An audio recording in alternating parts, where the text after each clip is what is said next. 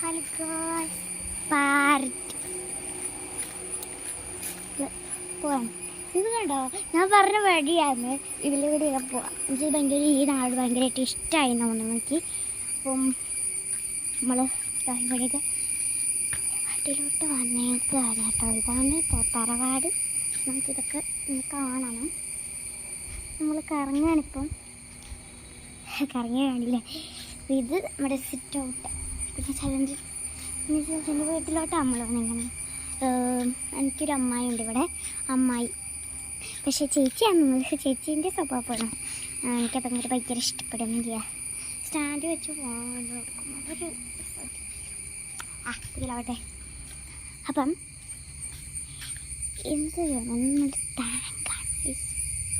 tank